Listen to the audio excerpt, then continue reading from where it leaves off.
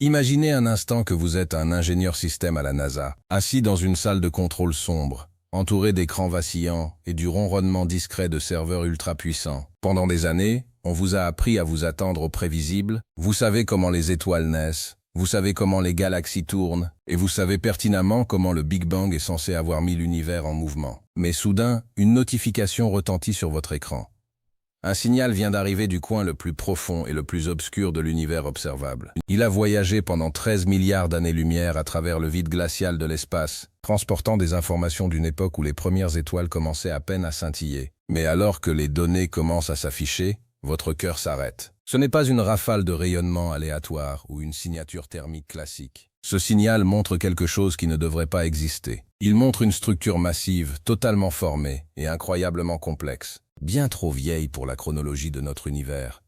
C'est comme si vous entriez dans une maternité et que vous trouviez un nouveau-né assis en train de résoudre des équations de calcul intégral. C'est le signal qui a plongé la communauté scientifique dans un état de choc absolu. Il ne se contente pas de défier nos théories, il brise littéralement tout ce que nous pensions savoir sur le début du temps lui-même. Restez avec moi, car nous allons plonger dans les données, le mystère des galaxies impossibles, et comprendre pourquoi cette seule découverte pourrait signifier que le Big Bang ne s'est jamais produit de la manière dont on nous l'a raconté. Pour comprendre pourquoi ce signal est un événement si colossal, nous devons parler du télescope spatial James Webb. Pendant des décennies, le télescope Hubble a été notre meilleur œil dans le ciel. Il nous a offert des vues imprenables sur le cosmos, mais il avait une limite physique. Parce que l'univers est en expansion. La lumière des objets les plus lointains s'étire pendant son voyage à travers l'espace. C'est un phénomène qu'on appelle le décalage vers le rouge. Au moment où la lumière des toutes premières galaxies nous parvient, elle s'est tellement étirée qu'elle n'est plus visible à l'œil nu. Elle est passée dans le spectre infrarouge. Hubble ne pouvait voir qu'une infime partie de cet infrarouge. Le télescope James Webb, ou JWST, a été spécifiquement conçu pour être une bête de somme de l'infrarouge. Il a été construit pour scruter à travers le brouillard littéral du temps, afin de voir la première lumière de l'univers. Lorsque la NASA a commencé à recevoir les premières images du champ profond du James Webb, elle s'attendait à voir de petits amas de matière chaotique et primitifs. Selon le modèle standard de la cosmologie, il faut des milliards d'années pour que la gravité rassemble suffisamment de gaz et de poussière pour former de grandes galaxies structurées comme notre Voie lactée. Dans l'univers primitif, quelques centaines de millions d'années seulement après le Big Bang, tout aurait dû être petit et désorganisé. Mais le signal qui est revenu a montré exactement le contraire. Le James Webb a trouvé 6 galaxies massives qui existaient seulement 500 à 700 millions d'années après le Big Bang. Ces galaxies ne sont pas seulement grandes, ce sont des monstres. Certaines d'entre elles semblent posséder autant d'étoiles que la Voie lactée aujourd'hui. C'est l'équivalent de regarder la photo d'un nourrisson et d'y voir un homme adulte avec une barbe complète. Cela ne correspond tout simplement pas à la chronologie biologique, ou dans ce cas cosmologique. Les principaux chercheurs impliqués ont été si choqués par ce signal qu'ils ont d'abord cru à une erreur de mesure. Ils ont surnommé ces objets les briseurs de l'univers. Si ces galaxies sont aussi vieilles et aussi massives que le signal le suggère, alors toute notre compréhension de la façon dont la matière s'est formée après le Big Bang est fondamentalement erronée. Nous pensions que la matière noire agissait comme un échafaudage lent, rassemblant doucement le gaz sur des éons. Mais ce signal suggère que l'univers était un chantier de construction à un rythme effréné, bâtissant des galaxies de la taille de gratte-ciel à une époque où il n'aurait dû fabriquer que des huttes de terre. Alors comment est-ce possible ? Une théorie qui gagne du terrain et qui provoque des débats passionnés est que le Big Bang ne s'est pas produit il y a exactement 13,8 milliards d'années. Certains physiciens suggèrent que l'univers pourrait être beaucoup plus vieux, peut-être même 2 fois plus vieux. Si l'univers a en réalité 26 milliards d'années, alors ces galaxies matures auraient eu amplement le temps de croître. Mais changer l'âge de l'univers n'est pas comme changer la date sur un calendrier. Cela se répercute sur chaque équation de physique que nous utilisons. Cela modifie le taux d'expansion, la nature de l'énergie noire et la composition même de l'espace-temps. Ce signal a fissuré les fondations du modèle standard, et ces fissures s'élargissent chaque jour. Mais il existe une autre possibilité, encore plus déconcertante. Et si le signal ne concernait pas seulement les galaxies, et si nous voyons des preuves de l'existence de trous noirs primordiaux? Certains scientifiques soutiennent que la seule façon de construire une galaxie aussi massive, aussi rapidement, est d'avoir un trou noir géant au centre agissant comme un aspirateur gravitationnel, engloutissant d'énormes quantités de gaz à une vitesse incroyable. Mais d'où viendraient ces trous noirs si tôt? Ils auraient dû exister avant même les premières étoiles. Cela nous mène à l'idée sauvage que les trous noirs ne se sont pas formés à partir d'étoiles effondrées, mais ont été créés par la densité extrême de l'univers primitif lui-même. Si le signal nous montre ces géants primordiaux, cela signifie que l'univers des débuts était un endroit beaucoup plus violent et énergétique que ce que prédit le modèle lisse du Big Bang. Analysons maintenant le signal de l'aube cosmique découvert par l'expérience EDES. Il s'agissait d'un signal radio détecté à une époque située environ 180 millions d'années après le Big Bang. Ce signal était incroyablement faible, une baisse spécifique dans le fond radio causée par les tout premiers atomes d'hydrogène absorbant la lumière des étoiles. Mais lorsque les scientifiques ont mesuré la température de cet hydrogène en se basant sur le signal, il était 2 fois plus froid qu'il ne l'aurait dû. En physique, si quelque chose est plus froid que la température théorique la plus basse possible, cela signifie que quelque chose aspire la chaleur. La seule chose qui pourrait interagir avec la matière normale d'une telle manière, sans être vue, est la matière noire. Ce signal pourrait être la première preuve directe que la matière noire n'est pas seulement un poids lourd invisible, mais quelque chose qui refroidit l'univers par un type d'interaction spécifique. Si c'est vrai, nous sommes face à une nouvelle physique qui dépasse tout ce qui se trouve dans nos manuels. Mais attendez, ce n'est pas tout. Nous devons parler de l'axe du mal. Non, ce n'est pas un terme politique. C'est un signal dans le fond diffus cosmologique, le rayonnement résiduel du Big Bang, qui semble s'aligner parfaitement avec le plan de notre système solaire. Selon le principe d'isotropie, l'univers devrait avoir la même apparence dans toutes les directions à grande échelle. Le Big Bang aurait dû exploser vers l'extérieur d'une manière parfaitement aléatoire et chaotique. Mais les capteurs du satellite Planck et d'autres missions ont confirmé un grand alignement dans les fluctuations de température du ciel. C'est comme si l'univers avait une direction préférée, un pôle nord qui s'étend sur des milliards d'années-lumière. Ce signal suggère que l'univers n'est pas une bulle aléatoire, mais pourrait avoir une forme spécifique ou même une rotation. Si l'univers tourne, cela implique qu'il est contenu dans autre chose, ou que le Big Bang n'était pas une explosion centrale mais un événement beaucoup plus complexe. Ces signaux provenant de 13 milliards d'années-lumière ne sont pas de vieilles nouvelles. Ils frappent la Terre en ce moment même, percute nos capteurs et nous oblige à remettre en question la nature de la réalité. Imaginez la frustration de la communauté scientifique. Nous avons passé des décennies à construire le modèle lambda CDM, le modèle standard de l'univers, et il fonctionnait parfaitement pour expliquer tout ce que nous pouvions voir. Mais dès que nous avons eu une meilleure caméra, le James Webb, le modèle a commencé à s'effondrer. C'est comme croire que la Terre est plate parce qu'on ne voit que jusqu'à l'horizon, puis grimper soudainement sur une montagne, et voir la courbure de la planète pour la première fois. Le signal capté par le James Webb est notre vue depuis la montagne, et les théories plates du passé ne sont plus suffisantes. Pourquoi cela brise-t-il tout? Parce que la physique repose sur une chaîne d'événements. Si vous changez le début de la chaîne, le Big Bang et la formation précoce de la matière, vous devez changer le milieu et la fin. Si les galaxies se sont formées différemment, alors les étoiles se sont formées différemment. Si les étoiles se sont formées différemment, alors les éléments qui composent nos corps, comme le carbone, l'oxygène ou l'azote, ont été synthétisés à des rythmes et dans des environnements différents. Cela signifie que les atomes de votre main en ce moment même ont une histoire qui pourrait être des milliards d'années plus vieille ou plus complexe que ce que nous imaginions. Nous vivons actuellement une crise cosmologique. Ce n'est pas une exagération de ma part, c'est le terme exact utilisé dans les revues scientifiques. Examinons l'hypothèse de la lumière fatiguée. C'est une vieille idée des années 1920 qui ressuscite soudainement à cause de ces nouveaux signaux. Fritz Zwicky, un astronome célèbre, a suggéré un jour que la lumière ne subit pas de décalage vers le rouge parce que l'univers est en expansion, mais parce que les photons perdent simplement de l'énergie au fur et à mesure qu'ils voyagent sur de vastes distances. Ils se fatiguent. Pendant des décennies, on s'est moqué de cette idée parce qu'elle ne collait pas aux autres observations. Mais maintenant, alors que nous voyons ces galaxies massives qui semblent trop matures pour leur âge, certains physiciens combinent la théorie de la lumière fatiguée avec celle de l'expansion. Ils ont découvert que si l'on combine les deux, les mathématiques autorisent soudainement un univers vieux de 26 milliards d'années. Cela expliquerait parfaitement le signal du James Webb. Le problème? Si la lumière se fatigue, cela brise les lois fondamentales de l'électromagnétisme et de la relativité telles que nous les connaissons. Nous sommes à un point où nous devons choisir entre une chronologie brisée ou une physique brisée. Il n'y a plus de juste milieu.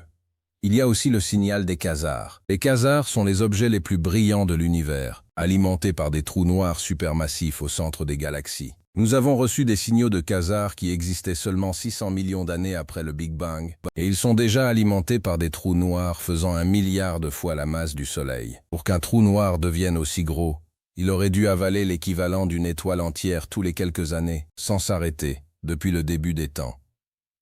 C'est ce qu'on appelle l'accrétion super-Eddington. Un taux de croissance qui devrait être physiquement impossible car le rayonnement de la matière qui chute devrait repousser le reste du gaz. Le signal de ces quasars nous hurle littéralement que nous ne comprenons pas comment la gravité fonctionne aux densités extrêmes de l'univers primitif. Et qu'en est-il de la forêt Lyman alpha?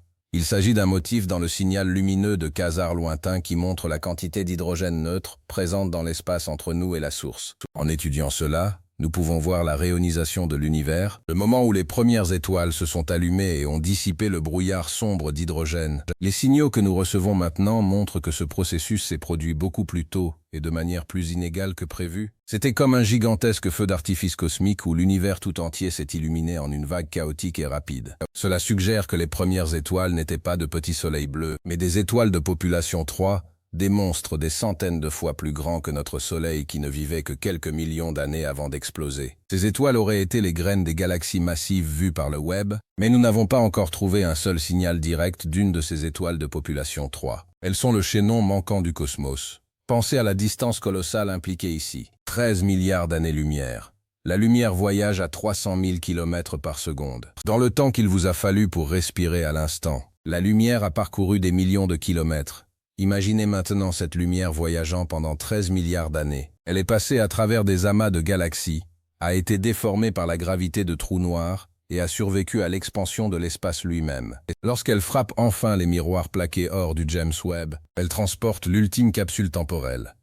Et cette capsule nous dit que les choses les plus vieilles de l'univers ressemblent de manière choquante aux choses nouvelles. Si l'univers primitif ressemble à l'univers actuel, cela remet en cause l'idée d'une cosmologie évolutive. Cela suggère que peut-être l'univers a toujours ressemblé à cela, ou qu'il traverse des cycles d'expansion et de contraction, la théorie du Big Bounce. Le Big Bounce suggère que notre Big Bang n'était pas le début, mais juste la phase d'expansion la plus récente suivant l'effondrement d'un univers précédent. Si c'est vrai, les galaxies massives que nous voyons pourraient être des vestiges ou des graines du cycle précédent. Le signal ne briserait pas la chronologie, il nous montrerait une chronologie beaucoup plus vaste que ce que nous avons jamais osé imaginer. Cela résoudrait le problème du nouveau-né surdoué. L'enfant n'est pas un nouveau-né, c'est un maître réincarné. Mais le Big Bounce exige que l'énergie noire se comporte d'une manière que nous n'avons pas encore observée. Il exige que l'univers ralentisse et finisse par reculer.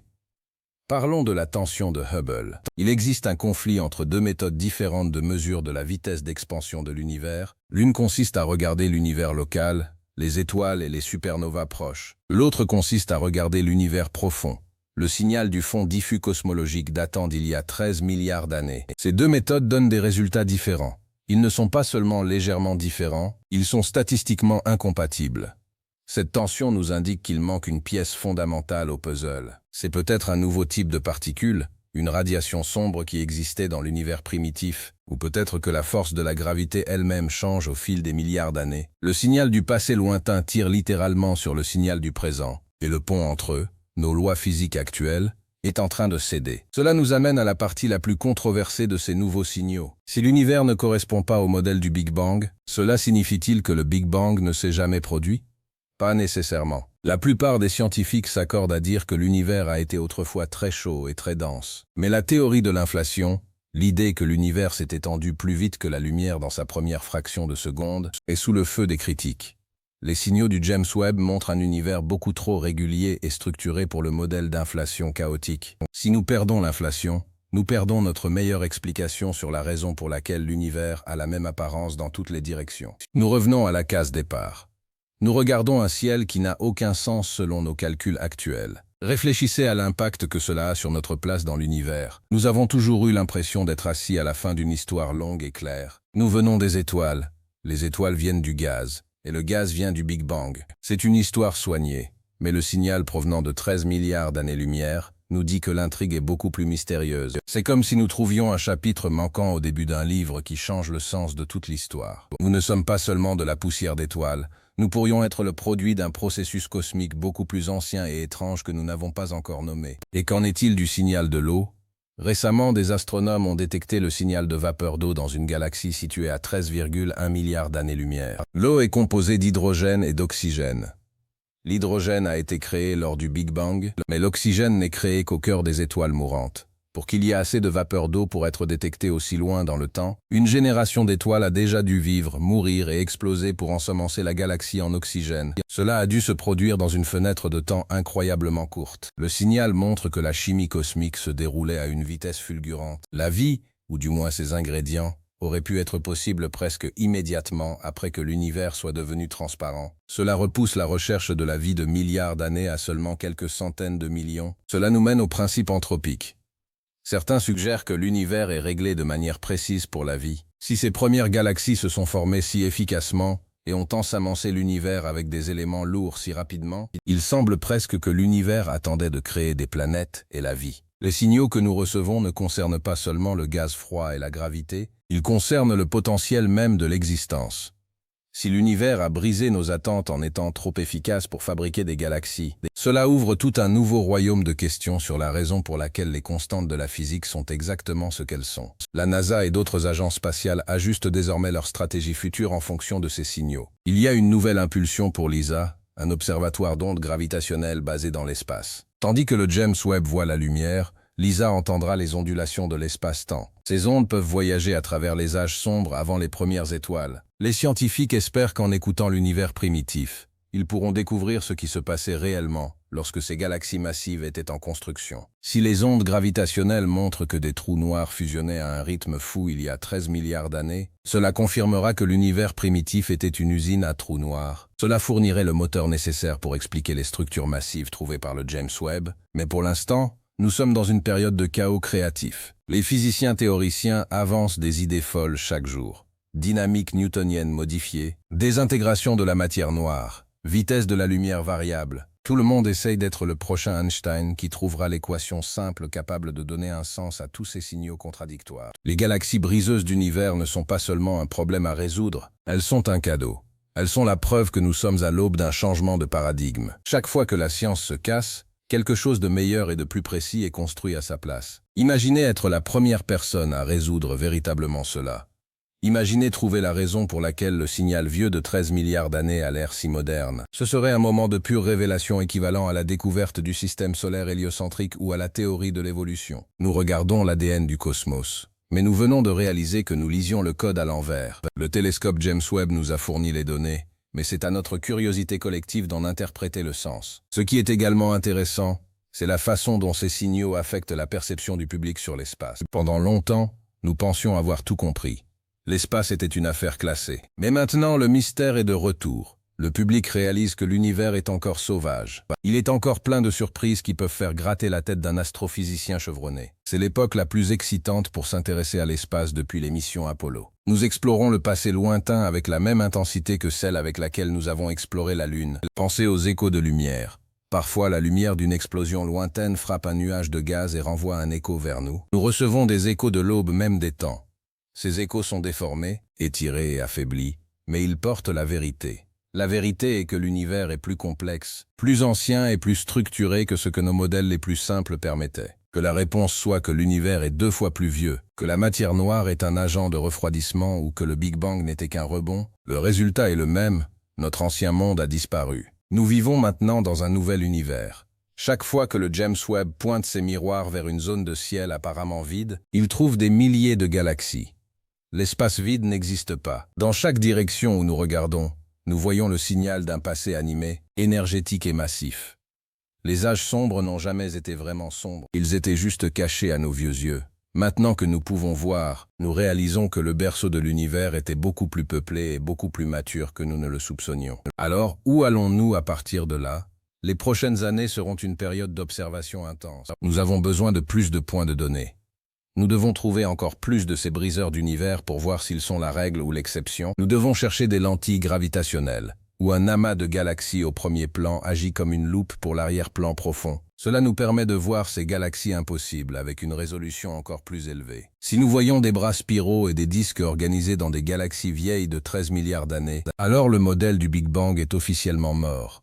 S'ils ne sont que des sphères massives et brillantes, alors peut-être pouvons-nous sauver le modèle, avec quelques ajustements sur la façon dont le gaz se refroidit. Le signal provenant de 13 milliards d'années-lumière nous rappelle que nous sommes petits, que nous sommes arrivés tard à la fête et qu'il nous reste énormément à apprendre. C'est une pensée à la fois humble et exaltante. Nous sommes l'univers qui s'observe lui-même, et l'univers vient de nous donner un puzzle qui va prendre des générations à résoudre. Chaque onde radio, chaque photon et chaque ondulation gravitationnelle est une pièce de ce puzzle. Nous écoutons le battement de cœur du début des temps, et il ne ressemble en rien à ce que nous attendions. C'est la beauté de la science.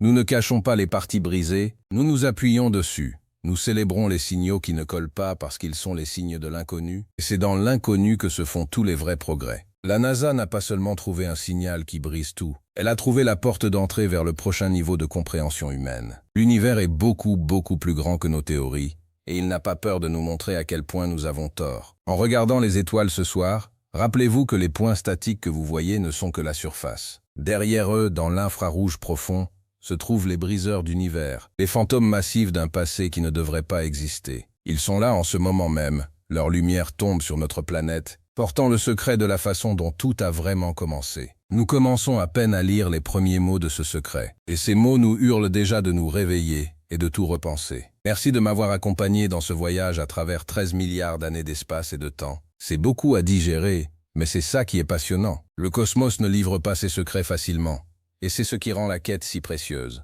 Gardez les yeux sur les étoiles et votre esprit ouvert à l'impossible, car les données arrivent, et elles nous disent que l'univers est bien plus étrange que ce que nous pouvons imaginer. Restez curieux, restez informés, et ne cessez jamais de demander pourquoi. Le signal est là-bas.